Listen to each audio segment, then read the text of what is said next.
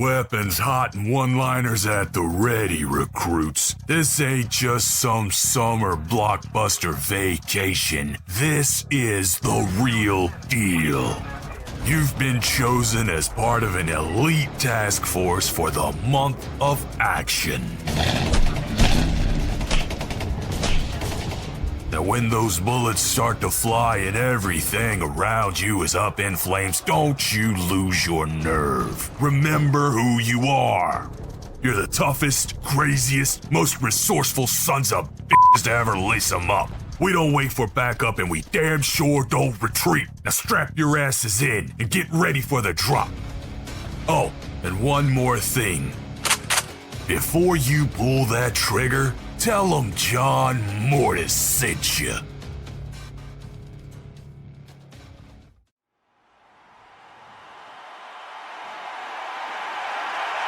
Gentlemen, start your engines!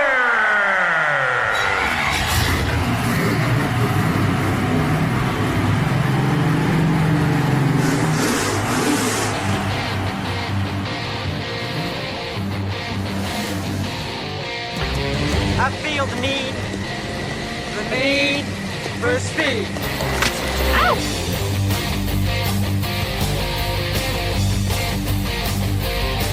Focus. Speed. I am speed. If you ain't first, you're last.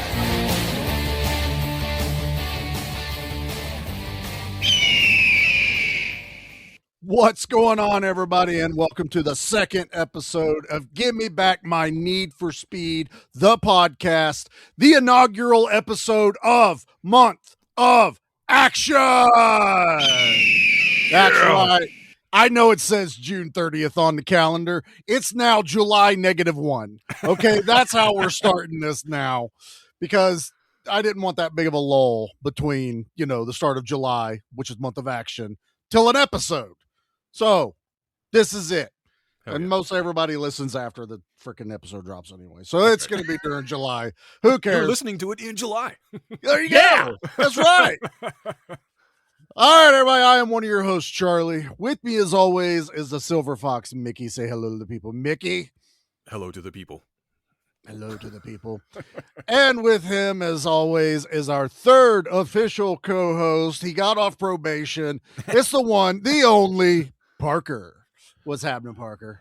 Oh, what's up, guys? I forgot my fingerless gloves, so I can't drive the big rig today, but I'm hoping I could sit in the back and watch something while you guys are driving. You got to rock that little CRT TV in the background. Yeah. Oh, yeah. And we were supposed to have our fourth co-host showing up here, but apparently he's over the road doing some hauling right now. So let's all just keep Dan in our thoughts, and hopefully he stays out of them speed traps and none of the Smokies will catch him as he runs that big old tractor trailer of PBR down to Florida or wherever the hell he's going. But yeah, if you can't guess or didn't see, we are kicking off Month of Action with what I think is a pretty badass Need for Speed episode, action episode, and just fucking fun as always. We're doing 1998's Black Dog, starring the one, the only Patrick Swayze, Randy Travis, and the bat out of hell himself, Meatloaf.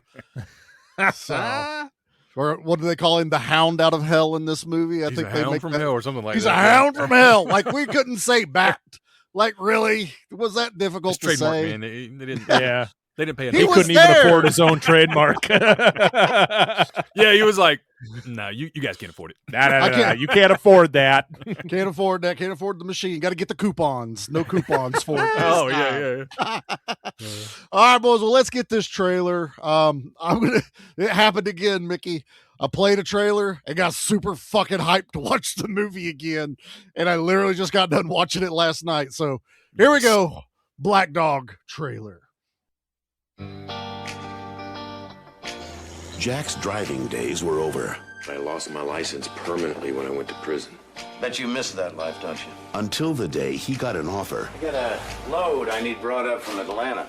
It's off the books. He couldn't refuse. Even with what we both make, we are too far behind. I was offered a job today. Driving. You the driver from New Jersey? That's me. You got a name? Jack Cruz. You'll have to forgive Earl's manners. He was hoping he'd get to drive. But what was supposed to be a straight run up north There's over $3 million in automatic weapons on that truck. What was that? A Mazda. is about to take a few unexpected turns. He's trying to hijack the load. Good old Southern hospitality. We are shutting this truck down. You didn't tell me I'd be hauling illegal artillery. You got a real pretty daughter, Jack. I believe she's got your eyes. You touch them, I'll kill you. If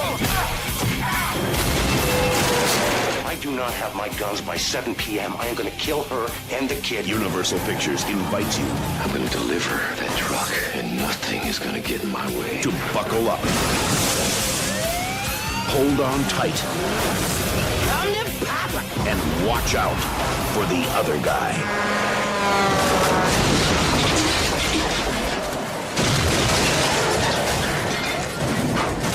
Patrick Swayze, Randy Travis, and Meatloaf, a film by the director of Passenger 57, Black Dog. You can drive. It's coming back to me.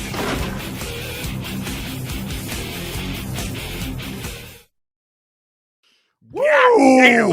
Was that some like Rob Zombie like playing in the background there? No idea.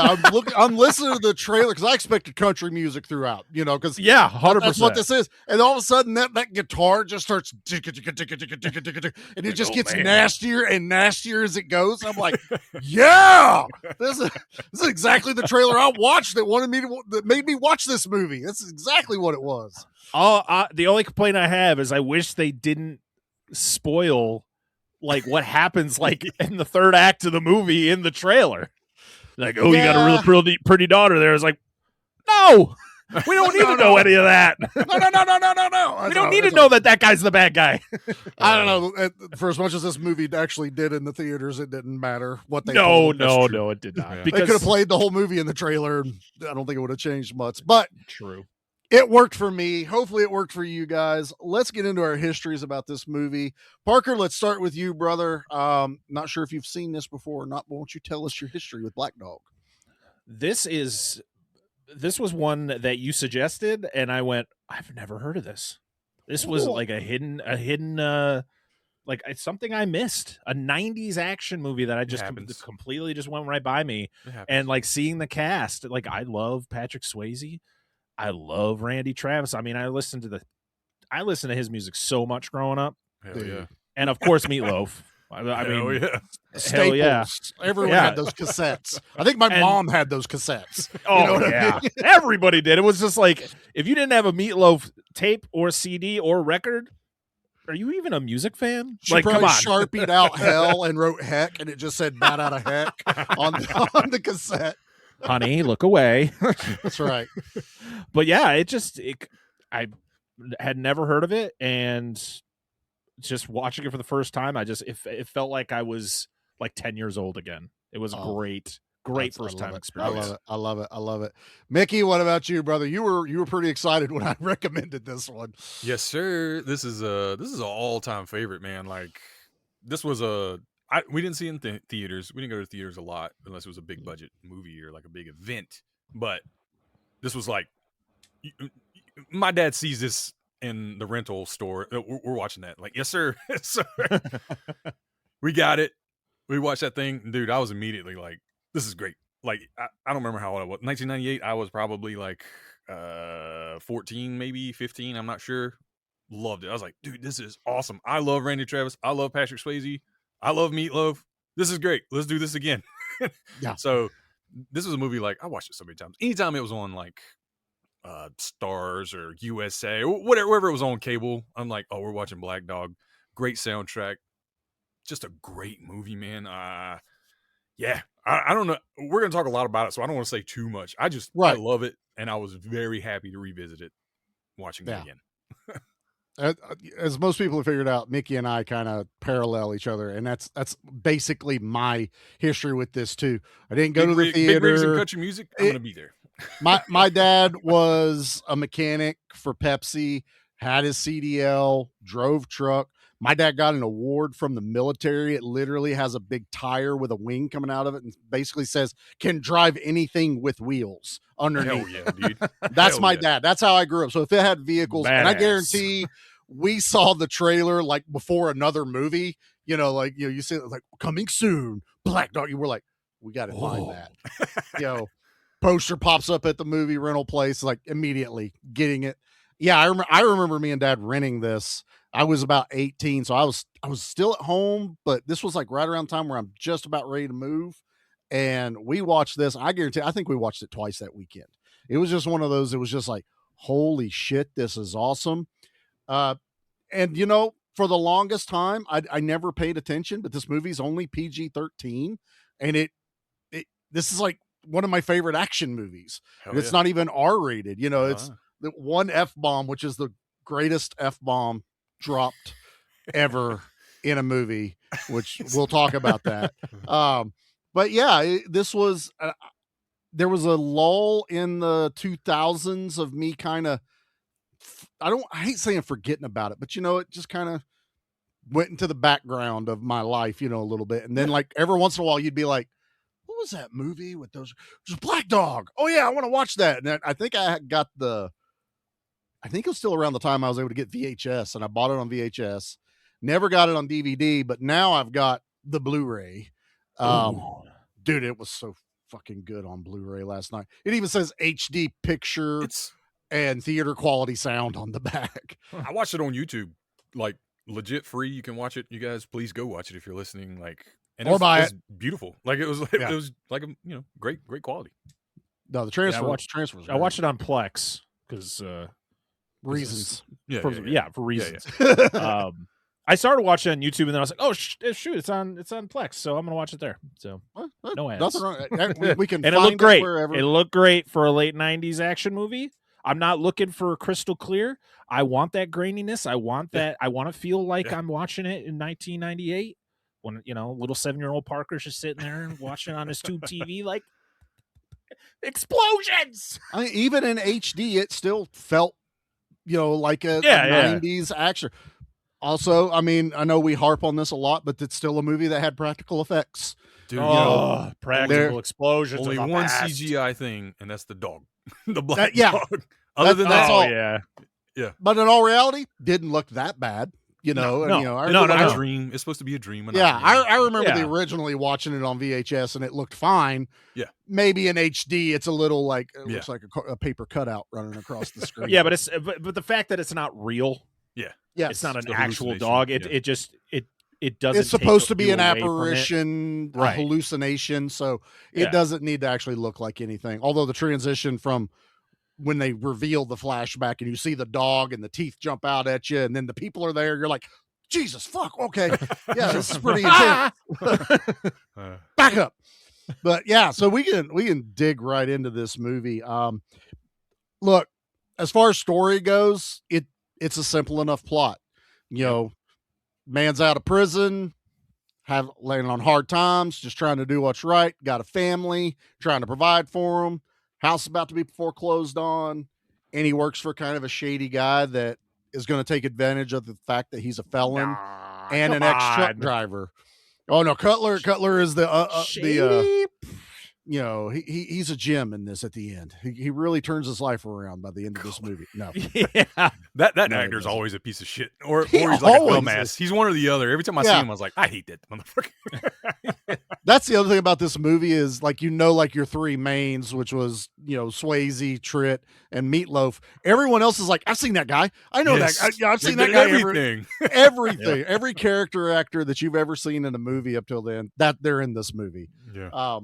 But yeah, it's a simple enough story, but it works for me. I love it. You're invested in the family. Yeah. Got a cute little daughter, got the wife, loving, all that. I wish more, I love a good, complicated story, a deep, riveting, character-driven narrative or whatever. But dude, I really love movies like this. I don't care how thin the plot is or how predictable it is. It's fun. It's compact. It's fast. It's easy to follow, and I like that. Dumb it down for me. Keep it simple, stupid. A lot of times I say that a lot. Keep it simple, stupid. Right. That's what this reminds me of. I don't care. I know that was like the big critics thing. Like, it's a paper thin plot. I don't give a damn. Like, I can follow it. I like it. It's simple. Let's go.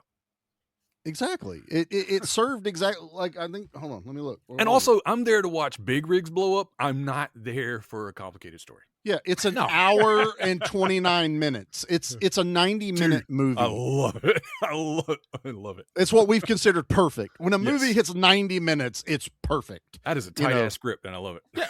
And what it does so well is that every character that you meet, even though you see them for like a few minutes, you feel like you've known them for a long time. Yes. And like when you meet his family, like it's like you get one scene and you're like, all right, I'm set. I know exactly what's going on. He meets the other characters like Randy Travis and Meatloaf and all that. You know those guys. Like, yes. We don't need this long, complicated story about like what each person is or like their backstory and all that. You need to know what's going on with Patrick Swayze. It's basic. Ex-con, got to do a shady job. And they don't info dump you on him. That works really well. That what happened to him is dropped as the movie goes. Yes. You're just along the right. You think, okay, he fell asleep at the wheel. Got how did he get put in prison, like all this stuff, and then like I said, you get to that one point in the movie where you're like, Jesus Christ, that's what happened. Honestly, could happen to anyone. That's kind of where it makes him a good protagonist, even though what he's doing is illegal in this movie, but he's up against the wall. He's got to provide for his family. I love one of my favorite, and as a family man, and you're paying bills and shit, when he finds that foreclosure in the drawer that night, his wife was kind of keeping away from him to not drop directly on him. Just that, like that sense of everything is just collapsing on you. And you're just like, fuck. Yeah. That hooks you right then and there. Because he's already told Cutler, like, fuck you, I'm not going to drive for you. And that's all. I hated that. That's Parker said something about a shirt he had. He's like, I should have worn my Maximum Overdrive shirt. It reminds me of the diner owner because he had all the he had all the felons. Yeah. So he always had something to hang over him. Yeah. So it's like, if Swayze had said no, would he have had a job? Probably not. Would he have? I mean, now once we find out how bad Cutler is, he probably would have killed Swayze. Accidentally, Jack falls and a truck falls on top of his head. Yeah, because he knows he's up to something. He can't risk all that getting out. So there's a lot. When you've seen this movie as many times as I have, you start finding all the layers that everyone else didn't give it a chance to find. But that's where I say it's such a well done, tight story. It's a suitable plot, and like Mickey said, we're just here to start seeing big rigs wreck. And if there's one thing this movie 100% delivers on, it's the stunts and the big rig wrecks. I love it. But so yeah, he takes this job, saves the house, needs $10,000. Doesn't sound like a whole lot right now, boys. You're like, 10 grand. I got that in credit cards. Hold on.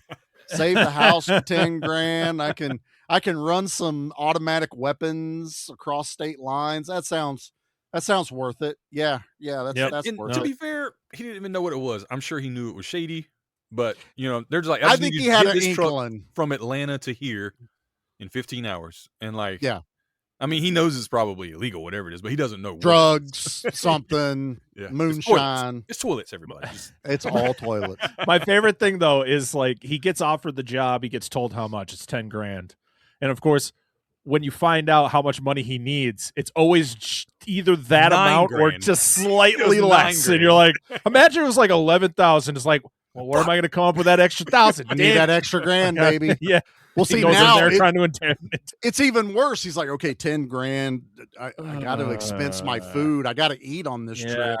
Who's paying for the fuel? Will I make it the full run in 15 hours? I don't know. What about replacement fingerless gloves? I need fingerless gloves. Pair. Come on. Crowbars. Nice crowbar. You got to have a crowbar with fingerless gloves. It's a requirement. I think it is. Honestly, I wish the crowbar had showed up more in the movie. If you're going to show it to me several times. He turns into a sidekick who can talk. when he kept like hitting the tires with it, I was like, "What the fuck are you doing?" Oh, that's how you check your tires. I mean, one or two times, sure, but he just kept doing it. Kept doing. I was like, "Okay, well, you got there's a lot of tires back there, so he's hitting each one. That is, he actually he went to truck driver school, passed, and got like his the CDL A's yeah. So he legit got it. So I was like, I love okay, that. I love that's when awesome. actors just go above and beyond for a role like that. It's Yeah. like, did he need to? Probably not. But No. did he use it after this movie? Who knows? But the He'd fact be that like, he had it. Good news, guys. I got my CDL. So that next part of whatever Roadhouse 3. Can't wait for Ghost 2. yeah. Ghost driver. You know, you could, but I do like it. And honestly, I think it does suit it because when he does drive, it's not like it's someone else in the seat. And then they cut to Patrick Swayze's face. So that helps with the movie. You know, he's actually looking at everything, knows what he's doing. It's believable enough. And he's not I love that he stalls it out the second he gets in the truck with Randy Travis. Just the music's like intense, and he's just like, this guy, he's got his fingerless gloves like we're talking about. He's like, he's ready. Pow. Yeah. Yep. Dead. You did say you could drive. No. You just get that little bit of like discredibility to him, or just like, hubris or whatever, where it's just like, wait, he can drive, right? Like even the audience, we know because we've seen it, but your first time you're like, wait, he probably can drive really good, but it's just funny and it's a nice little touch. He hasn't been driving for a long time. What, 2 years, right? A new truck that he's never been in. I like that they gave him a truck and it's like bright ass Ferrari like, hell red. No, I'm not driving that. He's like, no. It's like, I need an old piece of shit. Yeah. Where's the Peterbilt at, brother? Give me that Peterbilt back there, boys. I love that. I do the shot of it entering the scene where it's just right up to camera and you're like, yeah. There's good camera work in this, man. I have zero. Absolutely. Because it's a movie that has to be filmed that way because everything is bigger. Yeah. You know, it's a bigger than life. It's not just cars wrecking, which, hey, we do get a lot of car wrecks in this because they do a little bit of you've got a spotter with you. Worst spotters on the planet. Yeah. How many times did the bad guys sneak up on him? Yes.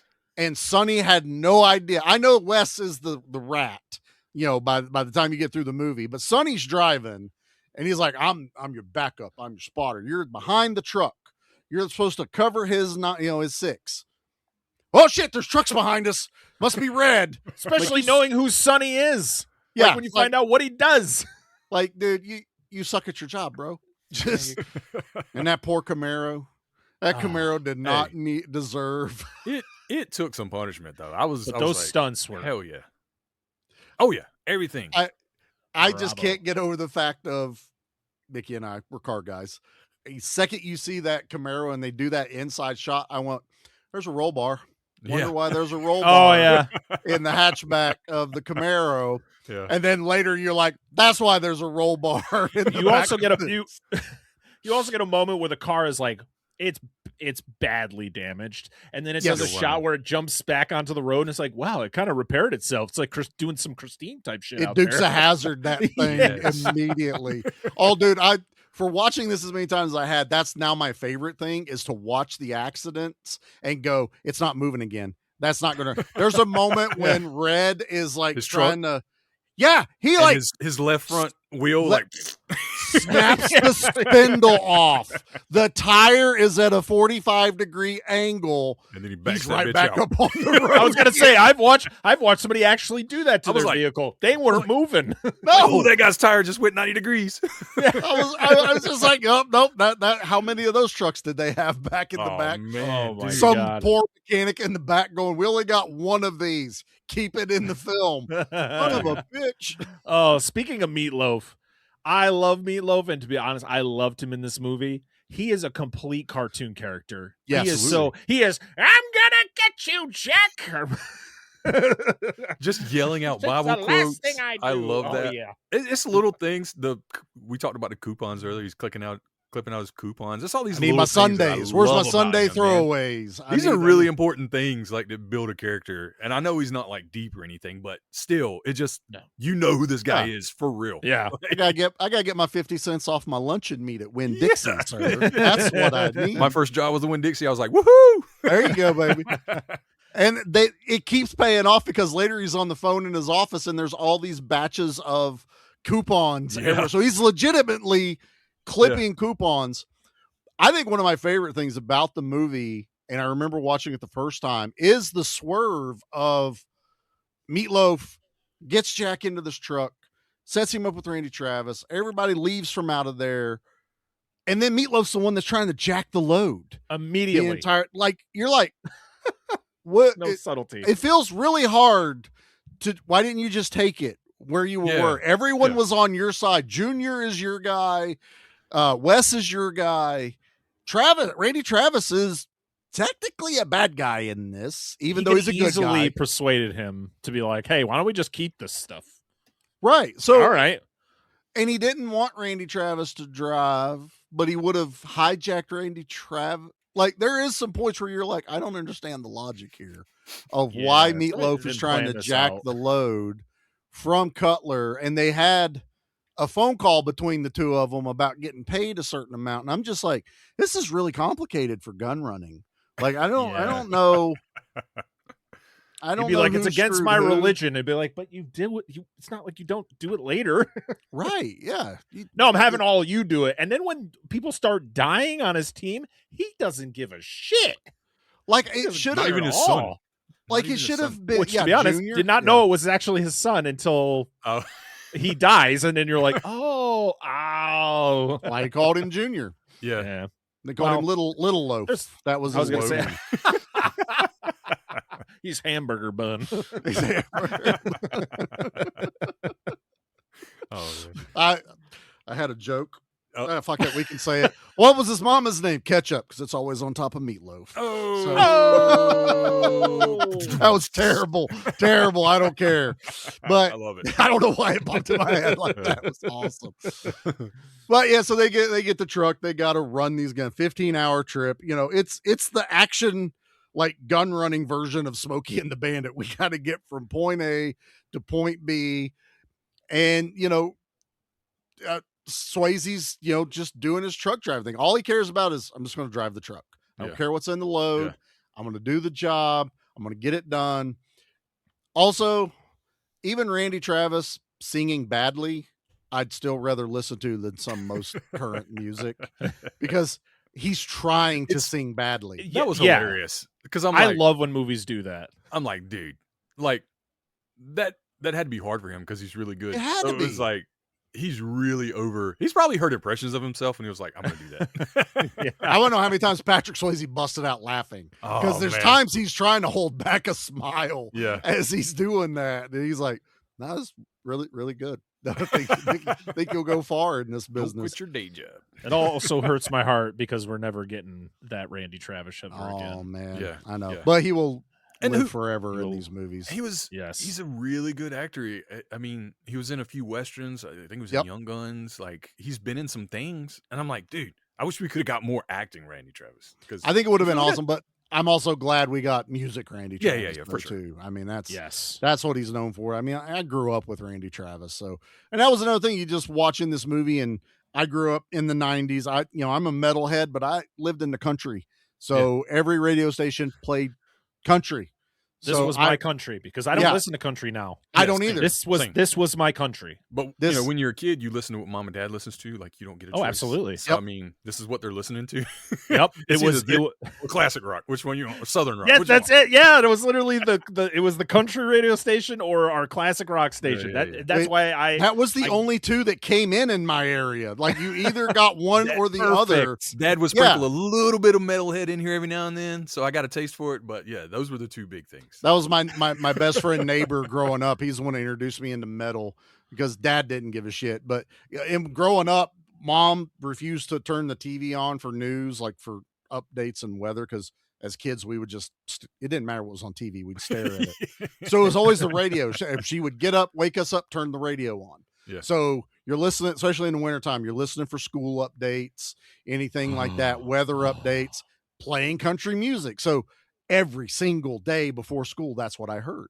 Hell yeah. So of course I grew up with Randy Travis and Reba McEntire and Patty Loveless and all these people that are in this Reba part. See, you did wear the came right shirt. together. All full all worked out. circle. Yep. That's it, man. You throw Reba in the middle of something, it's totally great. But yeah, I absolutely I have so much fun with this. And then I'm always just anticipating the carnage. You get the car wrecks first. For once, Charlie was not the sad one in the movie because no vans were damaged in the making of Black Dog. But my wife loves 80s Monte Carlos. Oh, and man. that Monte Carlo gets fucked up in this He movie. got his shit eaten, yeah. Dude, It explodes. it was perfect. He just slammed no brakes and hit it and exploded. I was like, yes. It's so funny when like knowing the truth behind like cars not doing that, but it's like you just don't give a shit. You're just But if it doesn't, I'm going to be mad. yes, Right. As soon as it hits any solid object, it doesn't move. It better fucking blow up. But not the good guy's car. That's the difference. No, no, You no. hit the good guy's car as hard as you want, and it will never explode. I noticed throughout the movie, though, nice little job at continuity in this movie. The back of the trailer is usually like smudged with black, like from that explosion. I was like, hey, good job, guys. Nice. The Camaro stays fucked up consistently. Yeah. They even put plastic over the back hatch part later. Randy Travis rips it off. He rips it to get something out of the back. And I was just like, so some PA's got to go back over there and tape that up later. But it's consistent. But, you get the really good action when you find out, like, oh, shit, that's Red's guys. And at first they're like, maybe it's Red's guys trying to hijack this load, not Red directly. Like, we saw these guys previously. And then all of a sudden Red's at like this intersection up above with a flatbed with like a stack of cars on it. I love this one. There's a better accident later that's my favorite, but I love that guy's blocking the road, but gets so fucking scared because Patrick Swayze slowing basically down. downshifts. Womp, womp. Randy Travis looks worried. He's like, oh shit. Floors it, and then that guy's like, fuck this, and pulls forward, but it catches the back of that rollback perfectly with the bumper, spins the rollback, and the stack of cars just drop straight down in the middle of the road. I'm like, perfect. Yeah. Just absolutely perfect. And everyone else is going around. And you just Meatloaf sitting there like, the hell did I just witness? He heard that downshift, saw that big black puff of smoke, and was like, shit. Roll it, baby. He's like, damn, he is a good driver. Yeah, Damn, boy, you can drive. He can drive. Well, my fair, we're not gonna just walk through everything. Basically, we find out later Sonny is undercover FBI agent. There's also an FBI agent, an ATF agent in this movie which is basically the comedy relief in this they're movie. Awesome. I love them. Charles S. Dutton. That was yes. Was that the ATF guy, the bald that was guy? The FBI that was the guy. FBI. No, the ATF guy is the guy from Groundhog's Day. Stephen Tobolowsky. That's who that is. Yes, dude. When they fuck up the sting at the beginning, because they both horn in on this one. That's right. This movie starts with an awesome car chase through the box truck. Yeah, but they fuck each other up, and then the Fed guy is like, what does ATF stand for? Alcohol, tobacco, and fuck ups. It's just that was awesome. The best F-bomb drop in a PG-13 movie ever. But I'm also thinking to myself, do these agencies not talk to each other? Like, no, I guess not. They're so inept, and then the fact that they now have to partner up. So, and their names in the movie is Ford and McLaren. Yeah. So they've got car names for a movie that doesn't have either of these vehicles, I think, in there. And they are like polar opposites of each other. They're the odd couple. You've got the man's man, and then you've got like the guys like search your feelings, or like I'm hearing a lot of hostility, and the other guy's like shut the fuck up. I just love that back and forth between them. Finally breaks like, this is bullshit. He's like, there, didn't that feel good? Don't you feel better now? It's like total role reversal. But so you find out Sonny is an undercover agent put in for Red's team because they know that they're running these guns, and they're trying to find who the end guy is, which we know is Cutler, the guy Swayze works for. So there's this whole thing about them. It is a pretty good whodunit for the middle part of this movie about who the rat actually is. Yeah, because you kind of think it's Wes, but he's a sniveling little puny piece of shit. You almost want to call him a kid, but he's not really a kid. He's immature as hell, and he's kind of radish when you watch it more. Yeah. But it's not him. Randy Travis, man-child almost, like kind of man-childish. Yeah, that's good. I like that. Yeah. Randy Travis works for Red, has worked for Red for a while, and then Sonny is just kind of there. Patrick doesn't know him well, and it seems like Randy Travis and Sonny are kind of at odds at times a little bit. They know each other, but they don't quite trust each other. And so we don't know Sonny's undercover yet. And we see him make that phone call at the way station. So, like, at that point, we are kind of like, it's Sonny, right? Like, he's the snitch. Yeah. Or at least that's what if you've never seen the movie before, you're like, he's the snitch, right? Yeah, he's trying to go watch the movie and watch it. There's really no way to really spoil this movie if you're just watching it for the action. But there is a little bit of a, that was pretty cool. They do kind of like, woo, woo, woo, woo, like, who could it be? Right. Because he does a really good job at, like, holding his cover. Like, even after he does the phone call and Randy Travis is calling him out on it, and he's just like, you want to call her? Because he's talking about his mom. My mom. She's getting a cancer ward at the name. Good Samaritan. I'm wondering, and this is what I would think. Again, this movie has no need to go this deep, but in my brain, I'm like, I wonder if the FBI has where that number calls and they have someone answering because that's his cover. If he ever gets found out, here, hit redial, and the girl's like, St. Mary's Hospital Cancer Ward, how may I direct your call? Boom. They're going to, okay, you're telling the truth. I like to think that was real, but like that's really what's going to go on there. Maybe not. Maybe some guy's like, FBI headquarters, who can I direct a call to? Oh, shit. Fuck him out. I told you guys. When you see Sonny pop up, let the girl answer the phone. Jesus. Oh, Sonny. So glad you called. But I do like... Yeah, go ahead. I do like that kind of explains why they're not getting in trouble, because all these wrecks and all these things happening, like where's the cops? Where are the law cops? Enforcement? But there's nobody on the road. We have an undercover guy who's kind of keeping this under control, or not under control, but we don't want to blow his cover, so we're not going to put the cops on this at all. We're just going to they're pulling them off. The way station's the big moment. Like, there's no reason, like, that cop's looking at the crate of weapons. Why is there a pit bull in the back of your truck? I love Tiny. Tiny is so awesome in this movie. That would be the first, like, there's something illegal in here. Yeah. As soon as you see the dog, you don't even have to look. Whose dog? I don't know. Came with the load. Came with the load. He's like, put it on a leash. Like, what's that gonna fucking do? The dude was just so scared. I like that Tiny is the only professional, because someone said when the cops come, don't run out the back door. Yeah. So Tiny stayed in the back. Yeah. Because when they opened the door the first time, he's like ready to rip your fucking nose off on Patrick Swayze. And then Travis Tritt's kind of this caretaker, I'm guessing. Yeah. You know, he's the Travis Tritt's here? Not Travis. Oh, yeah. Randy Travis. Randy Travis. Country. Whatever. It's fine. We don't edit here. I'm not even going to fix that. Oh, it's fine. I was hoping Travis Tritt just showed up in the movie, and I just would have been. I'm sure he helped co-wrote a song in the soundtrack. I don't know. We'll go that way. I'm looking up I'm looking it up. While look it up. I know Red Atkins, Patty Loveless, Randy Travis.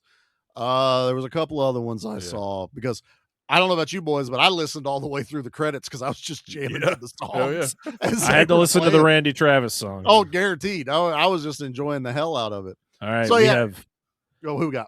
Oh, sorry. We got Leanne Womack, Rhett Atkins, Big House, Gary Allen, Chris Knight, David Lee Murphy, Randy Travis, David Lee Murphy, Patty Loveless, Steve Earle and the Dukes, Jack Ingram, and Linda Davis. Nice special appearance by Travis Tritt. Yes, he didn't scroll down far enough. Sorry. Yep. No, it's fine. No, but they get through the way station. And later you find out Sonny is calling headquarters like, hey, call these guys off. They call off the inspector. They let him go. And even like Patrick Swayze's like, I got a feeling Yeah, somebody's wanting that was us weird. to get through all this. Like we should be in We handcuffs. were caught. Like we were legitimately Yep. caught. He tries to like talk nice to the guy. He's like, "Hey, is what's his Pooh face Bear. doing? Pooh Bear, yeah, Pooh Bear. Yeah, that guy. Yeah, he left like 2 years ago. You ain't made this run in a while. Like, no, I haven't." Also, Dad's told me stories of like going through way stations. None of those cops would have been like, "Hey, your headlight's out." They would have been like, "You're red tagged till that headlight gets fixed. You're not going back on the road. Yeah. Call your mechanic." Because Dad was also the road mechanic for Pepsi. And he's like, even one of the little marker lights on the side of a trailer, if it was out and the cop was having a bad day, he would red tag them all the time and make them stay there.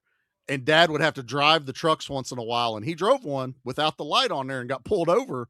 And guy's like, red tag. Dad walks out, light bulb in his hand, swaps it. And the cop goes, "You can't do that." He goes, "I'm the mechanic. I can drive these and fix them. So what's the issue? Do you want me to leave, come back to the truck?" He goes, "All right, get out of here." But also, why can't I do this? Yeah, it's I'm weird. fixing the vehicle. It's weird DOT things Cops, that they dude, there's so many things with your CDLs. Like Dad had to start having physicals constantly. And then when he got to a certain age, he's like, "Nah." He goes, "Basically, if I don't have it, they can't make me get in the truck anymore, and I'll just fix them." And I'm like, "That's fair. So don't worry about getting your main CDL." But I don't know. That's just me growing up. I had a little in on all of this. And of course, Dad going there, "Bullshit. That was bullshit. That doesn't happen." Yeah. My little in on this movie is that it's filmed a lot in North Carolina in Wilmington. I noticed that. And I'm from North Carolina, and I spent a few years in Wilmington as a kid. My dad moved and got a job there, got a promotion there. So like, I remember us watching this movie too, and he's like, "Oh, that's the Waffle House on Market Street. Oh, that's Front Street right there. Oh, that's downtown." Yep. And we're like, at that age, I was like, I can't tell. Watching it now, I'm like, oh yeah, I see it now. Especially the downtown stuff. Like that was very familiar. The opening sequence with the box truck, it wrecks into a Charlotte Metro bus. Yeah. And Charlotte Metro plastered on the side. And I went, I wonder where they are. Yeah. You know, and a lot of the movie takes place in Georgia and North Carolina. Like the mountain, they're going through like the Blue Ridge Mountains and Parkway and all that stuff. And like, and then after that, I don't know, they skipped to New Jersey. I don't know how that happened. They go, they make a stop in Richmond, Virginia, because that's where Wes gets on a truck and they're going backwards. But that was actually filmed. That was Wilmington too. Like I remember that. Oh yeah, as a kid. Yeah. Like we had been there before, so it was like, oh okay, yeah. It was a little tracking light that said Richmond going backwards. Yeah. I love that too, because they find out that it's being tracked by the FBI. Sonny put a tracking device in there. He gets shot during one of the incidences on the road and does the cool good guy thing. Yep. Cauterizes the wound with some gunpowder. Badass. Dude. Swayze Rambo's his arm in this, man, and it is so fucking cool. And Randy Travis watches him doing it going, in the back of his mind going, fuck. Yeah. Like, God damn, boy. Especially with what had just happened moments before with Sonny dying. Yeah. And then he's doing this. But backtrack, this movie connects with Maximum Overdrive because that was also filmed fully in Wilmington.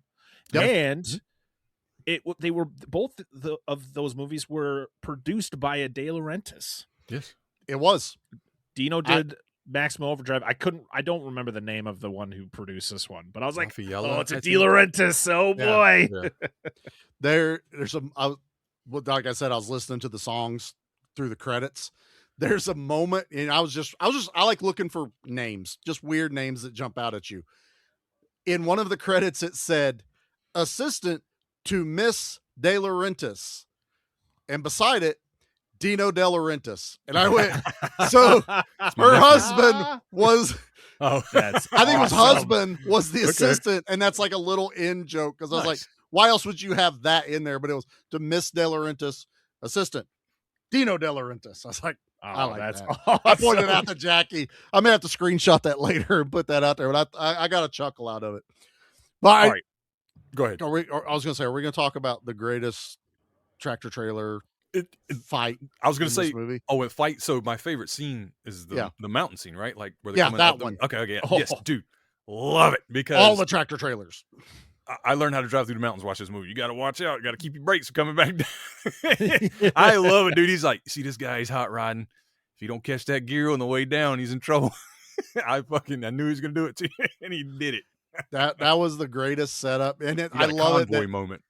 You had a convoy moment. They knocked Sonny out of the little box, Yeah. and then all of a sudden, Junior's in a was it a car hauler? Yeah, it was a car hauler. Something like that. He was something like that. He comes up one side. This red truck passes him. That's Without empty. a trailer. Yeah. Yeah. Well, it had a trailer, but he was. Oh, that's right. empty. That's right. It gets turned. Yeah, because it turns into something pretty awesome. Yeah. But he's able to pass Patrick Swayze, so it trucks past each other. Yeah. And then all of a sudden, out of nowhere, this is where Sonny sucks at his job. Is a red or a yellow fucking semi truck comes up and just slams them in the back. So they are boxed in on this mountain road, and they're trying to slow him down as he gets to the top of the mountain. So basically, he can't go anywhere. Patrick Swayze's like, fuck this. We're going down, bitch. Drops down a couple of gears, pushes the guy in front of him, and that guy's like, oh, fuck. I'm not stopping. He's pushing me. Like, ride your brakes. And he's like, nothing. His tires are locked up, and Swayze's freaking Peterbilt, nothing like a cat motor. Just pushing. My dad him hated up. that because he was a John Deere mechanic his whole life. Uh-huh. Right? Like he worked on like logging equipment was his he did heavy equipment and worked on trucks too. But like anytime somebody says something about a cat, and he's like, man, fuck a cat. It's like I remember him watching this movie. He's like, man, get out of here.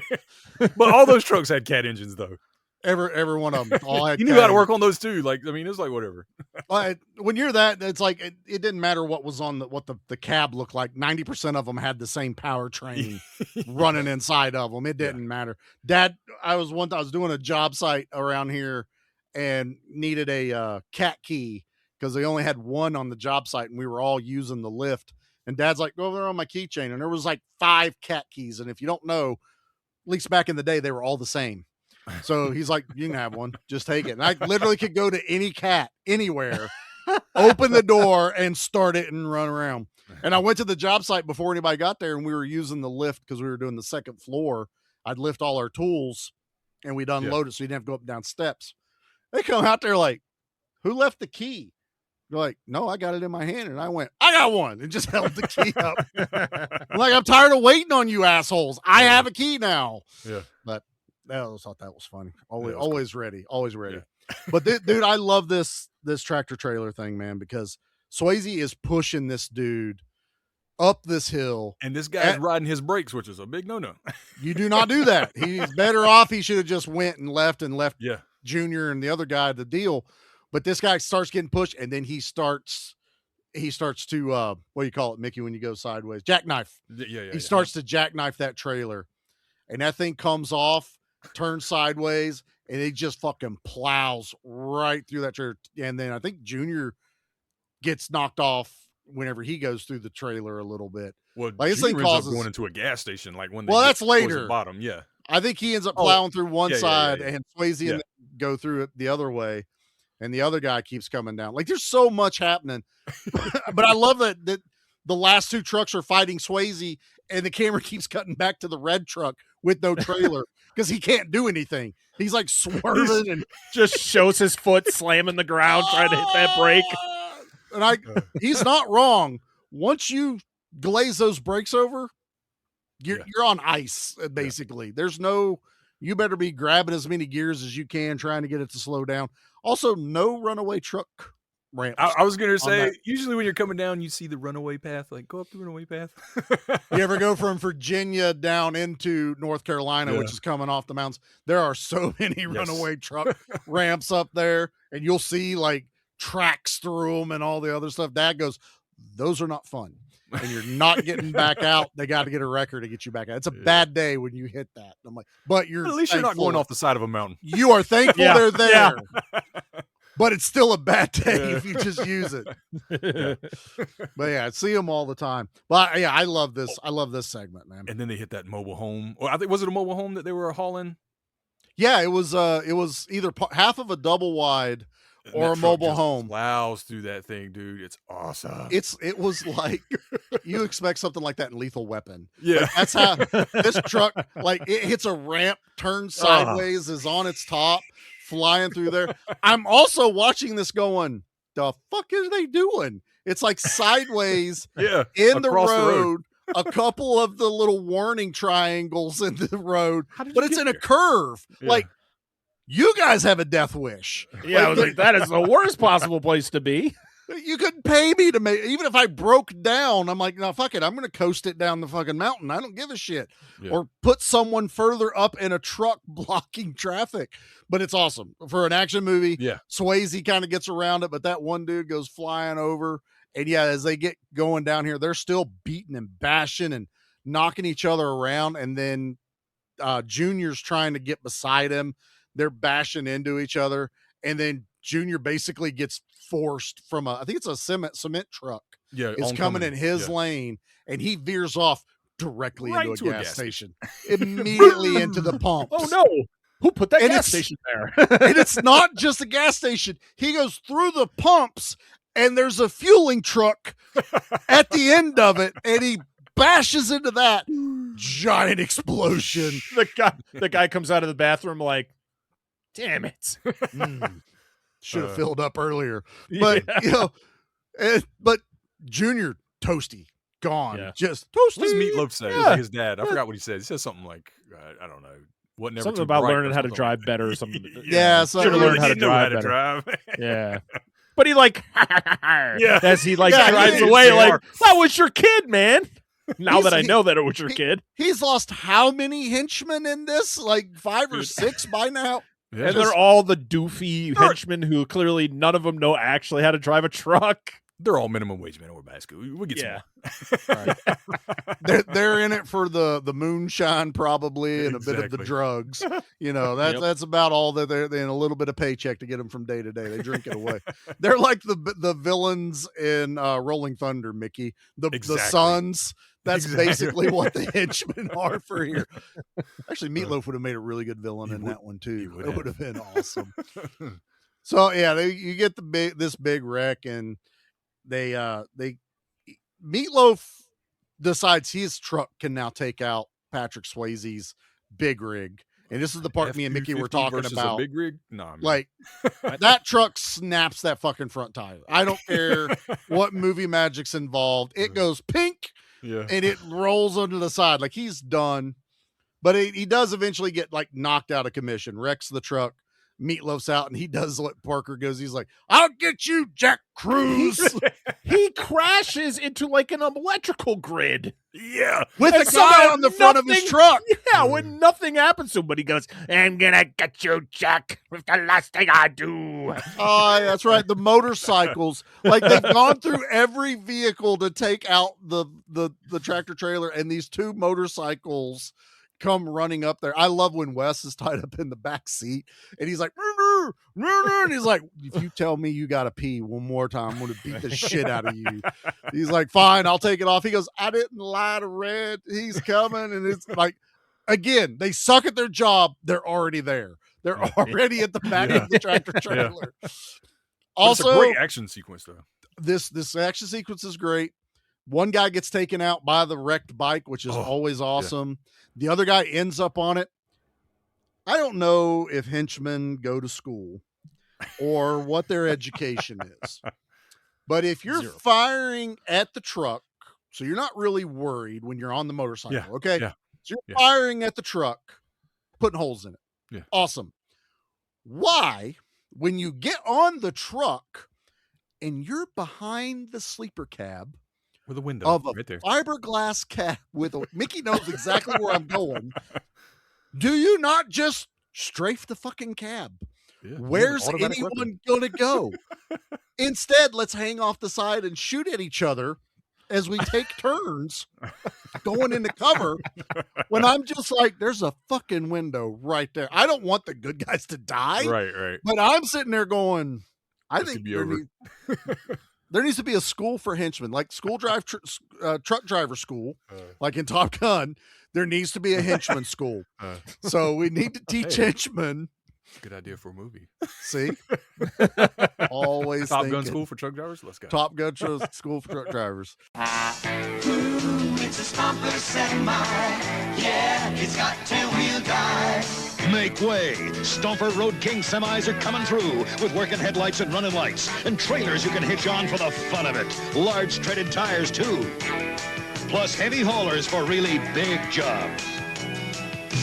10 wheels make them Stompers go. Each semi and heavy hauler comes with 2 Duracell batteries. Stomper Road King semis and heavy haulers. Get one. But I always think about, I always just I laugh at that. And then the guy resorts to, let me disconnect the airline. Let me disconnect.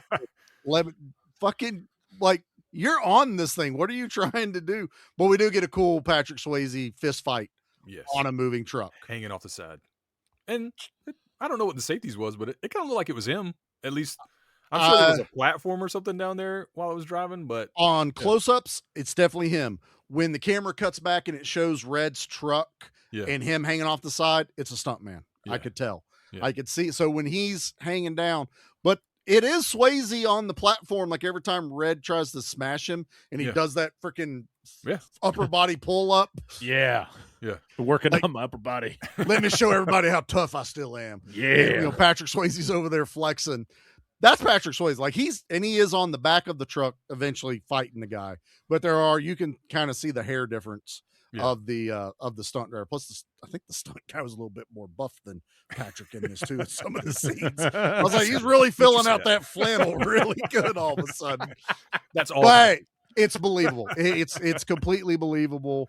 And yeah, that's where he knocks the guy off the truck into Meatloaf's windshield. It's so fucking cool.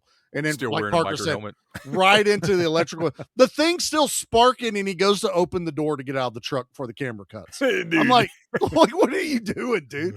Like, you are not invincible. You're not touched by God. Might be. It I just don't know. explodes. He gets out. That would have been hilarious. The beauty of this movie does, though, the movie's not done, but you forget about Meatloaf for like a good 10 minutes of this movie. Because now you get into Swayze's like, all right, I've taken care of Meatloaf. Let me call Cutler, and I'm going to be like, I'm fucking out.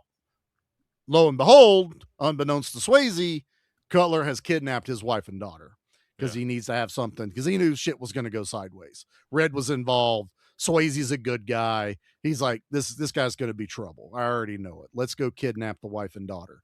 And so when Swayze tries to call him, he's like, yeah, well, you're still going to do it because I'll kill him if you don't, you know, that old bad guy cliche, no problem with it. I'm here for it. Yeah, exactly. And Swayze comes up, I think a pretty damn good plan, you know, uses Wes as a scapegoat to get a hold of the FBI. Because he was trying to call and nobody would let him talk to be fair. Well, sure. Yeah. But that sounds like something a bad guy would say. Hey, would you put me in charge of whoever was in charge of this sting going on here? No, don't worry about who I am. That's fine. That's fine. Here's my question though, like, because he hid that transponder or beacon, whatever, on that truck, but Wes had to know, right? Because his instructions were to call when the cops showed up. So as soon as the cops pulled him over, he dialed Cruz's number. I was a little confused on that, so I don't know if maybe they filmed it one way and then changed it story-wise, because it does feel like Wes is set up. Yeah. But Wes does look surprised when when they're pulled over. But he's handing him the phone. Yeah. Yeah. He's like, I have him on the phone. So I'm wondering maybe, and again, the movie doesn't need to be this deep, but it's like maybe Swayze was like, hey, if for some reason you get stopped by the police, call me. Yeah, maybe. Yeah. Because otherwise, why not just put the transponder on Wes in his pocket and be like, here's the transponder. Or he didn't trust Wes. That's true too. That's a good one. I like that one. Yeah. He didn't trust Wes. He'd think he'd turn it off so he can get out. So he sticks it to the truck. We're going to go with that one. So, but yeah, now the FBI and the ATF think they're going the wrong way. Shit's gone sideways. And so they pull over Wes and this other truck, and Swayze gets to talk to him, sets up a whole big elaborate plan at the end of this. which is fine. He gets Cutler. He's like, look, I'll meet you at the dock because they work at the docks. That was like his job. And he's a mechanic for that. So it meets him at the dock to exchange these things. He got there pretty quick. I think he told him it was like 2.5-ish hours. I bet he was an hour out because to set that up, get the crane going, get the tractor trailer bed onto the crane, and teach Randy Travis what levers to push. And especially, I was thinking, like, don't you tell the bad guys that they're going to get there early and ambush you. Right. Like, wouldn't you so be he like, had to have not been that far out, like you said. Or already there. He's like, all right, we're here. No, he was just hiding behind one of those crates. Just hiding. Yeah. Okay, there. I like that he's like on a boat for no reason whatsoever, and the name of the boat was Fetish. I was like, is that the only boat that was in the dock? That's what was available, man. Yeah. I guess. Sorry, one of the downsides to HD, I could read everything on the television. And I'm just like, did that boat say Fetish on the back of it? That's hilarious, dude. It did. They probably got there and they were like, this is the boat. This is the boat. That's the one that's the only guy that said yes. He just has a few requests when you're done. Make sure you get a great shot of the back. Yeah. Patrick Swayze has to leave his left shoe, his right sock, and do one pottery class with the guy. That's all he has. That's all he wants. So you could use the boat for whatever. You said you could blow it up for all he cares. Just those aren't his requests. I don't know. This is terrible. This is terrible. Yeah. But yeah. So Cutler shows up, wife and daughter. You know, it's that same old like, give me her. No, give me the weapons. Exchange. Give me her. Yeah. And it's like, all right, Randy, go ahead. You're Earl. Give Mr. Cutler some of his weapons. Fucking, what toilets are shipped saran wrapped, already assembled, wide open, not boxed up? I don't know. I've installed toilets. They Yeah. come in boxes Yeah. and you put them together. Yeah. If you're lucky, you get the ones that are already put together, but they're always in a box. These were the fancy ones. These were high dollar. You sure? I think they were luxury toilets with bidets built in. They were bidets. That's what it was. They were all bidets. But he dumps those out. One of the crates of weapons falls out. Cutler loses his shit, obviously. Gets his wife and kids, all this stuff, right as the FBI and ATF pull up. So this is where the action, the gun shooting action movie takes off, because everybody who gives a shit about innocent people around there, wife, kids, Patrick Swayze, everyone starts firing their guns aimlessly, just everywhere. People dying, flying everywhere. But I like this. This is again, it's very Lethal Weapon-y kind of ending, being at the dock with a shipping container, and, you know, a showdown between him and Cutler. It's like, it's hands down. We've already seen Swayze can fight. He can do what he needs to do. He chases them. I do like it that he's chasing them like basically through the shipping container. So you get that like close quarters, you know, around this corner, around that. He fucks that one dude up, the henchman for Cutler. That kidnapped the wife and daughter. Man, he catches that dude hard. And he's got the gunshot wound, everything. Knocks him the fuck out. And then takes out Cutler, beats the shit out of him basically till the cops pull him off. Yeah. And I'm here for it. Oh, he was going to kill him. He had him in the chokehold. He was ready to go. I've seen Roadhouse. Yeah. I've seen he's going to rip that throat out, man. Just, just boom. Used to fuck guys like that in prison. Yeah, he did. Never understood that. No. I don't like that. But so, and cops show up, arrest Cutler. We get an end of a movie, you know. I know. I've seen this movie so many times. Amy and I forgot again. I'm telling you, I was like, oh man, what a nice ending. You it's out of your brain that something is still going to happen because he's getting patched up. You get a moment with Randy Travis. They got the dog, the girl, you know, the dog likes her. Hey, take care of Tiny for me. It's happy ending. Dude, we're going to pay for your house. Yeah, the FBI comes over. Yeah, can you drive you the just truck got a blank to check, buddy. Can you drive the impound lot? I don't have my license. You got your driver's license back, dude. This is the Wayne's Cops are World not ending. Super duper happy ending. All of the super duper happy ending. His wife just not in lingerie or in a bikini or anything. But yeah, you're like, oh, this is awesome. Hey, can we all ride? We can still go to my ball game tonight. Yeah, happy family moment. Why are we watching Patrick Swayze and his wife and we're daughter dragging this out? Why are we in the dragging this out? truck? Okay, we're all right. We're still going. Cool. Boom! Out of nowhere. Bat out of hell. Fucking Meatloaf in a little stubby semi truck, a little bit smaller, comes out of nowhere, like just bashing and crashing into Swayze. This whole ending segment. I love this ending segment. I love this road. They're going through the port or whatever, and they go through that warehouse, and somebody has conveniently set up piles of dirt, big old piles of bottles, or what? I can't remember what it was they ran through, like water bottles or something. If there was a guy with a produce cart, he would have been going across there too. Exactly. A couple guys carrying a pane of glass. Why are there 2 piles of sand just in right next to each other? And like, it's like, why is I there worked always really a hard ramp? to set that up too, and he's just like, come on. No one ever comes through here. I gotta clean that up, guys. Come on. So, Parker, this is your first time watch. What was your reaction to this ending? Like how we described it? I thought it was over, and I'm sitting there, and I'm just like, okay, you get the lasting conversation with the family, and then you know you're waiting for Black, and then you're waiting for an epic song to play over the credits, and then Meatloaf just shows back up, and I went, I forgot about him. I forgot he didn't die in that scenario he should have died in. But oh my God, I was like, it like woke me up. I'm watching this late at night. I was a little tired. I was like, perfect time to end this movie. I need to go to bed.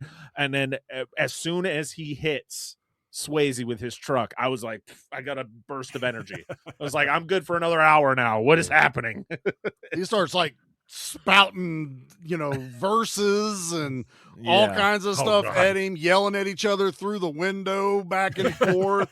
The wife's like, who is that? And he's like, Red. And he's like, what's he want? Me. You're like, damn. Such but an epic. It's so good. And you think you've seen all of the carnage that can happen with a semi truck. No, this goes on for a solid probably 5 minutes. Yeah, it's a good one. I'm not saying that drags in 5 minutes. No. I'm saying you're like, holy shit, this is awesome. And it keeps going till the fact that they're running through the building and there's only one door out or something like I think it's like 2 doors. Swayze has one and Meatloaf's at the other dock door. But his Swayze's is still attached to the asphalt outside, like it's a flat one. Okay. But Meatloaf goes out the dock because he goes out flying out those doors and hits that pile of sand, dirt, whatever it is, flips sideways. I mean, this truck is gone. The cab of the truck is crushed, smashed, everything, catches fire, the whole shebang. And then he's hit by a fucking train. Yes. Yes. Who put that train oh, there? Man, wow, he's dead. Bam! Oh, yeah, he's really fucking dead. Like, we're not going to let anyone think he's coming back for the sequel. Yeah. And I had to do it. I don't know why Charlie's king of bad jokes tonight, but Jackie's watching this movie with me, and that happens, and I went, somebody burnt the meatloaf, and she fucking lost it when I said that. Like, what's he getting ready to say now? But meatloaf's on fire. Somebody burnt the meatloaf. So good. And then it ends. Then they're in the truck. Movie ends. Roll credits. Helicopter panning across, doing the final shot. Yes. And Randy Travis is singing us a song on the way out of Black Dog. I don't know. This movie's maybe felt like a little difficult to talk about because it's just car wreck, awesome scene, car wreck. There's so many scenes we didn't even mention in this movie. There's so much more. We didn't touch all of them. There's a ton of that. Poor Camaro was on grass and dirt more than it was on asphalt in this movie. The amount of times. I also love they do that scene where Red does run him off the Camaro off the road, and they're like following beside the main road, and you're Yeah. looking like it's supposed to be like rugged terrain, but there's car tracks. I'm like, how many takes have you guys ran? Because there's grass, but there's also dirt tracks running through there. And I'm like, you guys have done this a few times, and I can tell that's not a normal path for somebody to go. Again, seeing it in HD, seen it so many times, I can now just look at stuff happening in the movie, and I love it. So, all right, boys, let's get into our things. What are our things for Need for Speed? Let's see. I'll tell you what, let's do Best in Show. This is going to be our favorite vehicle in the movie. Good evening. How are you? Yeah, hi. This is really a beautiful car. You know that? Let me tell you what Melvin Toast is packing right here. All right, we got 411 Posi track out back, 750 double pumper, Edelbrock intakes, Ford over 30, 11-to-1 pop-up pistons, turbojet, 390 horsepower. We're talking some fucking muscle. Hey, man, I know you got this thing out of a Yes. Yes. All right. Mickey, let's start with you, brother. What vehicle is Best in Show in this movie? I love it, right? It's Red's truck, the Ford F-250, right? Like, it's a beautiful truck. I mean, it ain't gonna hold up to a Peterbilt, and it's the bad guy's ride, but that was a really sweet cherry ride, man. Like, I love box style Fords and Chevys. Like, give me that 80s, early 90s look, and I'm there every time. And it's a really cool truck, even though it should not have run after he turned his axle sideways. Like, otherwise, it's a great truck. Yeah. Okay. Well, yeah. This is the best looking. I think I agree with you on that. Parker, what about you? What's your favorite vehicle in this one? Best of Show. Oh, I'm gonna go with that Monte Carlo that the henchmen first show up in. It is a good one. I love the color, and I just love Monte Carlos. And that thing, it's like that gold, that dirty gold color. Yeah. It's just a sexy car, and it's unfortunate what happens to it. It's a great. It also leads to an awesome explosion. So it goes out in fiery glory. It is so epic. I don't think it was an SS. I think it was just a standard Monte Carlo. Yeah. I don't think it was an SS, because that's really the one Jackie really would have cried if it had been an SS thing. I like that they were working on it, like when they first showed up. The dude just got a crowbar. What? He's just doing this back and forth. I was like, what the fuck are you doing? Like, is the fan stuck? What are you doing? Somebody's like, okay, this you're in the scene, you're working on this car, and action guy's like, I've never worked on a car. I don't know what to do. I think there's even a moment where like Meatloaf is talking to Swayze about it, and they all just kind of look at the guy for a brief second. And it's like, that's what all the audience is doing too, going, we don't know what you're working on. That's just, that's like those fake Instagram models. It's like, all right, now you're working on a car, and it's not the ratchet's not even on a bolt. It's just free floating in the middle of the air, or the socket's way bigger than anything that would be on the car, and they're just working on it. Like, all right, you can't fake it for people that know what's there. I could imagine just walking by this garage and just looking and just going, yeah, I'm going to go somewhere else. Yeah, I'm not getting my car worked on here. Yeah. No. Let's see. That leaves me. I was thinking on this because the Peterbilt is cool. Yeah. But it's also just an old, flat black, beat to death Peterbilt. But, it's got a presence. But after watching the movie last night, I realized there's a moment in this movie where you're kind of caught off guard a little bit, and they're in two badass black fox body Mustangs. Yes. And you're kind of like, are those bad guys? Yes. What's going on? The FBI is chasing matching black cars. Got to be bad guys. Yeah. It's Fast and the Furious, man. It's just like, we've talked about this a lot of time. And then it turns out that the ATF have black matching fox body Mustangs that they are running around Fast and Furious style, fucking up the FBI's sting because they're trying to get their sting. I like those because they're so out of place. Yeah. And it's kind of a twofer. I get two fox bodies in this, so we'll take it. I'm not a Ford man, but I do appreciate them. So yeah, that's our Best in Show. All right, this one's going to be hard. But it is. Best wreck. Yep, I'm flying through the air. This is not good. You all right? I think so. Are you sure? Because you just went through a wall. Hit the pace car! Hit the pace car! Hit the pace car! What for?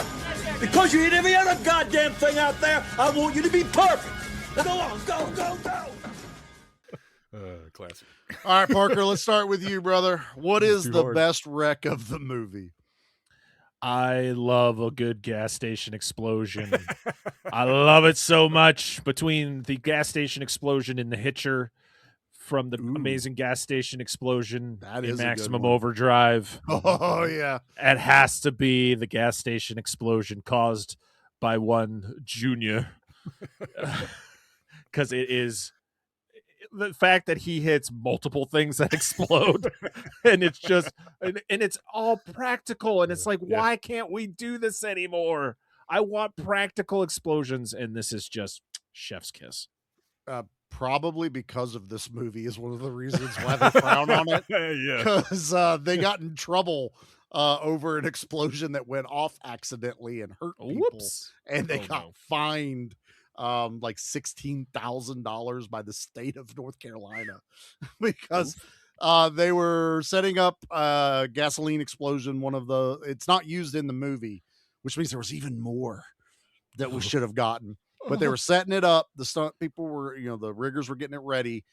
For whatever fucking reason, they were using the battery out of a vehicle that was still in the vehicle, and the wires were ran under the hood, and somehow the wire touched the battery, because it should be in a battery outside of the vehicle with the wires disconnected from it during setup. Like, there should be no chance the wires are even remotely near. They were I want to imagine jumper cables for some reason, or that Looney Tunes dynamite fucking detonator. But yeah, they got in trouble and people got hurt doing explosions for this movie. So that's probably why they're frowned on sometimes. All right. Thanks, Black Dog. We appreciate that. All right, Mickey, you got to do the difficult. What's your favorite wreck in this? I thought Parker was going to choose this one because we talked about it earlier, but it's when that Monte Carlo hits the back of the Peterbilt and it explodes. I mean, it's cool because this isn't our first time seeing Jack be like really good driver, but like it's the time when it's like, this is the most badass to me because he just like fucking hits the brakes. What's cool about it is they're hitting that Camaro, they've T-boned it, and they're just pushing it sideways. And they back up and they hit it again.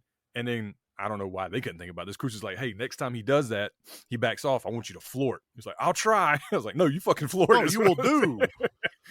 And so they back off. He yells, do it now. And he takes off, and that car like takes off, and he slams the brakes and hits the back of that truck. And it's just really cool sequence. And I love it. It's the perfect explosion, and it's badass. That's going to be my wreck. Hell yeah. How about That's you? Awesome. I think we're all just going to pick different ones because there's so many in here. Yeah, but there's plenty to choose from. We talked about it, and it's when Meatloaf goes fucking flying out of the dock door, flipping upside down, smashing the cab, sliding across the parking lot. Oh yeah, there's train tracks, and lands on a train track as a train is barreling through. Like, it should be going way slower than this. It doesn't matter, but it just plows through his truck. Boom! Burnt Meatloaf. So he's already dead. He's died 27 times in this movie. Yeah. Who put that train there? Well, I love it. I love that one. I love every wreck and action sequence in this movie. None of them are bad. None of them are even like roll your eyes level, like, oh, that would never happen. They feel like accidents that could happen. Yeah, going through the gas station into a fuel truck, it's very, like a lot of and then, but you can lose control of a tractor trailer. That's a lot of metal and weight and everything. You're trying to stop on a dime. People that pull in front of tractor trailers when you're coming to a stoplight or you're trying to pass them to get to your exit. Fuck you. Oh God. People coming off them entrance ramps trying to like merge in. Like, dude, you're not only going to hurt the truck driver, you're going to die. Yeah. Okay. Your car is not going to survive what is about to happen to you. No. They can't stop like your little fucking Toyota hybrid, whatever can. It was a Mazda. That's right. What was that? The Mazda. Fucking love it. So good. All right, boys, let's rate this bad boy. I'm sort of embarrassed to be this close to you. Yeah, well, I'm not surprised. Driving a field car. Field car? What's a field car? Field car runs through the fields, drops cow shit all over the place to make the lettuce grow. Now, I owe it to myself to tell you, Mr. Griswold, that if you're thinking of taking the tribe cross country, this is the automobile you should be using, the Wagon Queen family truckster.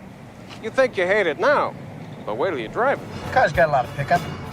It's got a cop motor, a 440 cubic inch plant. It's got cop tires, cop suspension, cop shocks. It's a model made before catalytic converters, so it'll run good on regular gas. What do you say? Is it the new Bluesmobile or what? Woo! Listen to her purr. You ever heard anything so sweet? You know, if you two want to get a room, just let me know, Dean. Oh, don't listen to him, baby. He doesn't understand us. Love me some baby. Yeah. All right. I think we all need to remember our rating scale here. If I'm not mistaken, it's Pure Muscle, Daily Driver, and Lemon. Yep. That is our rating scale here. So, Mickey, why don't you kick us off here, brother? What are you rating Black Dog? Final thoughts here. I've already said how I love how tight this script is. The pacing is amazing. It is a freight train, right? Like it's a truck and it ain't stopping for nothing. We do get little breaks here and there, but it's perfect. It's just well balanced to me. And I love how simple it is. I don't care how thin the plot is. I've already said that. Just so many badass car chases and wreck scenes and explosions and just these almost comical villains are awesome. I love it. Patrick Swayze is great in this. I said already, Randy Travis, I wish I had seen more of him in movies. Yeah, it's just good, top to bottom, man. Dude, it's pure muscle. I could watch this movie over and over again, and it really helps that it's under an hour and a half. It's perfect. Yeah. I love this movie. I don't care what the critics said. I don't care that it didn't make any money. And dude, again, all these practical things. None of this was CGI. We're blowing up real cars. We're turning them over. We're hitting them with trains. This is what we're doing, man. Like that's awesome. And Parker said, I wish we could go back to this. I do too, man. I know we do get a little bit here and there on these big budget films. Yeah, they try. But 9 times out of 10, they're going to CGI an explosion or something like that. And it sucks. I don't know if we'll ever get back to it. You know what I mean? I don't know if we'll ever get back to it. I hope we do at some point. Maybe if gas prices go down, we can afford some gas. Yeah. Explosions again. Yeah. And it'll also drive prices up on some of these cars, making them rare. Like Just don't do it to vans. That's all I ask. Just no vans. Yeah, dude. Pure muscle Black Dog rules. Fuck yeah. Love it. Parker, brother, this is the first time watch for you. What's your final thoughts on Black Dog? This was a blast. Again, this is I don't give a shit if the plot is simple. I don't care that, the twists and turns are fantastic. The practical explosions gave me a massive thing I can't say on YouTube. I'm just so pumped up, man. Like when Junior blows up, I'm just like, absolute cinema. Just I want more. And we got more. And Patrick Swayze is a badass. Randy Travis is a badass. Like everyone in this movie is good at what they're doing. Yeah. And Meatloaf, as cartoonish as he is still so much fun to watch. Just him literally just, all right, well, I failed here. Time to go to point B. Oh, I failed here. Time to go to point C. Like, it's just fantastic.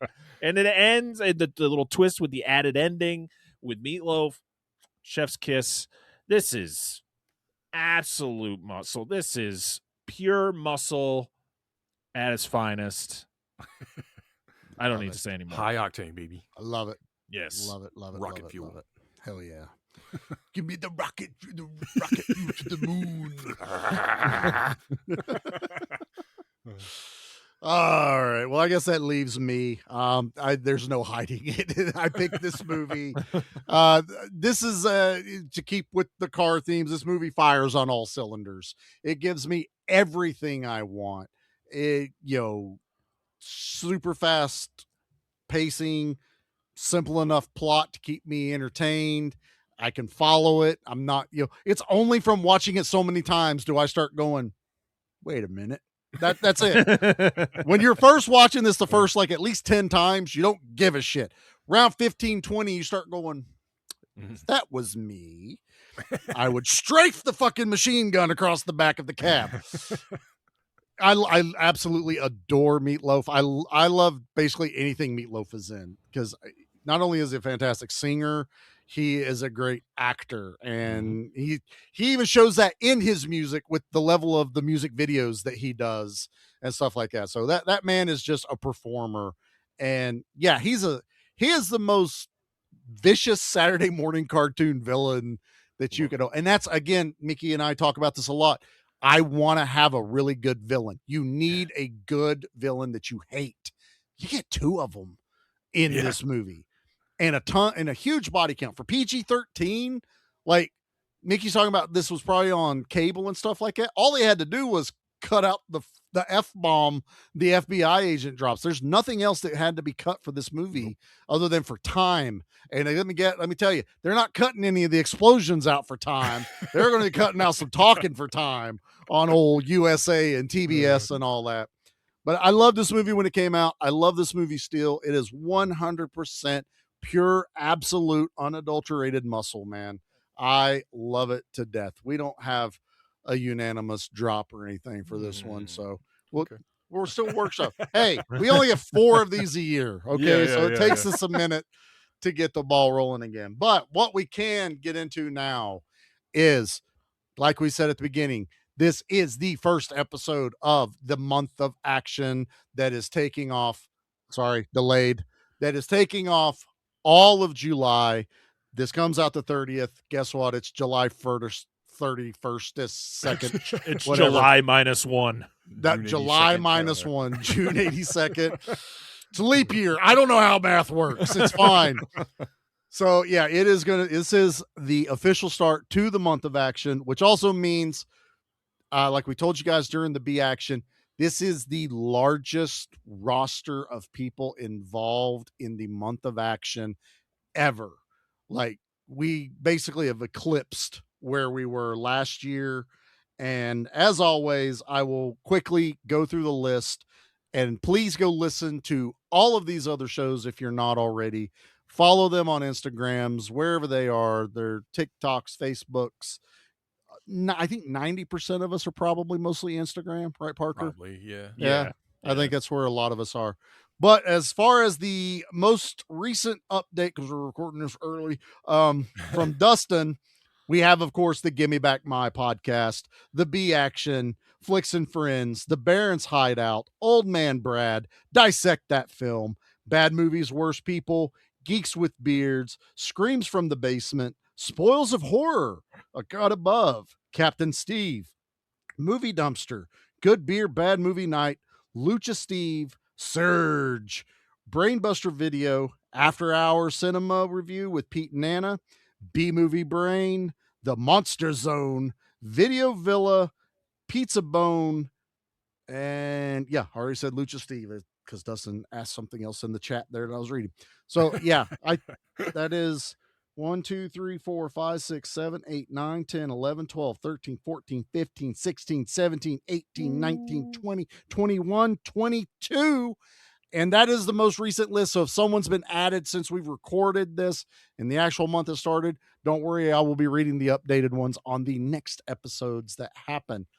So yeah, a lot of people involved in the month. It's the hottest new trend sweeping the nation, everybody. It is, man. Yeah. Everybody wants to be a part of it. But guess what? It doesn't cost you anything. You can be a part of it. Want to join mid-month? Shoot us a message. Go ahead. You want to get your podcast on here or get in the running to be on for next year? There is no cap. There is no limit except for how many Charlie will read on air as we're going. I'll just release one separate episode of just Charlie reading 200 people that are part of the month of action. We'll just have it scrolling in the video over here like they do the Patreon stuff. Yeah. The special thanks. We'll just get that rolling through there. Anna, this is video. It's easy. I'm just saying. Maybe. If I can do it on my videos, you can do it, Anna. Right. Yeah. Because that's right. As I said, this is Need for Speed goes on video. Also for this month, you are going to be getting Give Me Back My Action Movies. The OG show is coming back for the month. You get 3 episodes of that. After Hours with ANP are doing an action movie, and then we are doing 5 B action movies, plus our very special episode. Parker doesn't know about this, does he, Mickey? Because we announced it. So Parker would know. So I guess we can tell Parker now. Yeah. This is like hot tub time machine shit going on here. But don't forget, there will be a special episode dropped for the month of action where B Action has gone animated. Charlie, Mickey, and Dustin are doing their brand new show, Drawn to Action, that will be exclusively on Patreon, except for the first episode. The first episode will be available to everyone, where we delve into the R-rated cartoons of your Saturday morning favorites like Rambo, Toxic Avenger, RoboCop, Highlander, all these ones that you're like, they made that into a kid's cartoon? Yes, Right, they did. Yes, they did. And we are going to talk about them. We pick episodes to talk about. It's a lot of fun. We've already got a few banked. So it's a lot of fun. And yes, you heard that right. Charlie is finally starting a Patreon, even though this entire week of setting it up with Dustin has made me want to pull my fucking hair out. I'm like, I'm never signing into that because I could tell already. I was like, I was just, no. Charlie is out. Yep.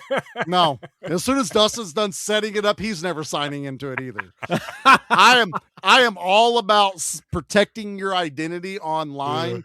Please give me a fucking button to click that says, yes, this person is okay. Stop fucking asking me. Because Dustin likes to do stuff at weird hours throughout the day when Charlie's doing other shit. It's just like, I don't want to fucking authenticate this right now.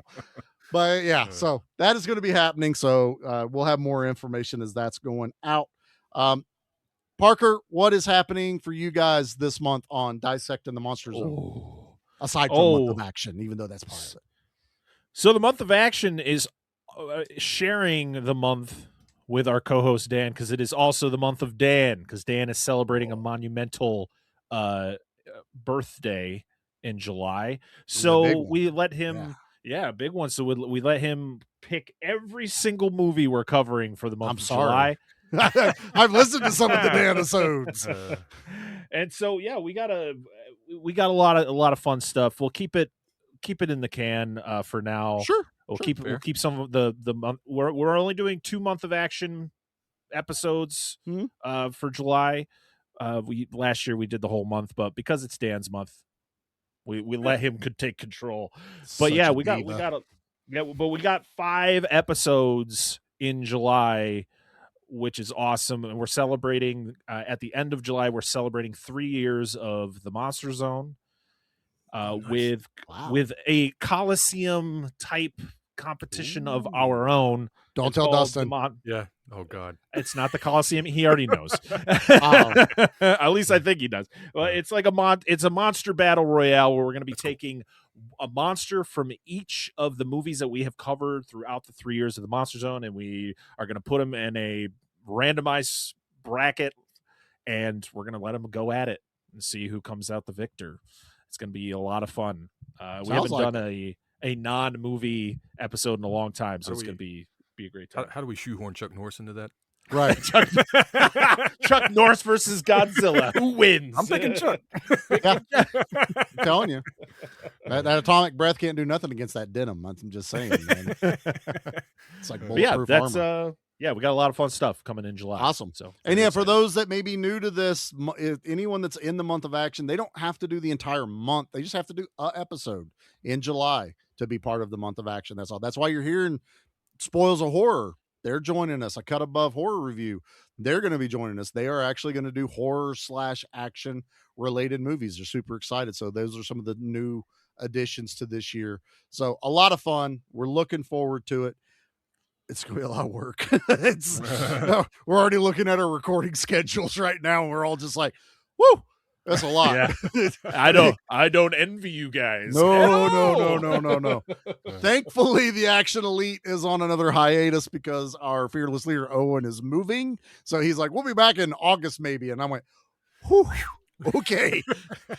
One less live stream Charlie's got to do each week. That saves me a little bit of time. So, yep, we are really looking forward to it. I love the month of action. It is my Christmas. And I guess I can tell everybody next week will be the first episode for the month is B Action. We're doing Harley Davidson, the Harley Davidson and the Marlboro Man. Harley Davidson, the Marlboro Man. I could not get that out of my head for some reason because I was like, Harley Davidson Man? That's not right.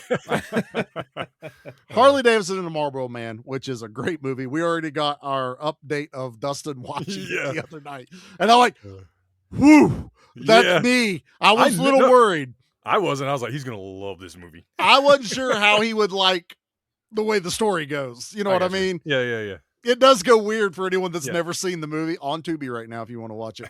But yeah, we're kicking that off. But the very first Give Me Back episode, Pete and I are going to be covering a 90s classic, one near and dear to my heart. We're doing Robin Hood, Prince of Thieves, starring the one, the only Kevin Costner. And yep, I got my Arrow 4K just in time to review this for Month of Action. So I cannot wait. Director's cut. Here I come, baby. Way more Costner ass. That's all I want more of. But yeah, ton of fun. Looking forward to it. Am I forgetting anything, boys? No, I don't think so. No, I think you got it. Just that it's the month of action. Let's get out of here. That was one hell of an action sequence, soldier. I haven't seen shooting like that since the Battle of New Hope. The month of action couldn't have done it without you. Mission accomplished.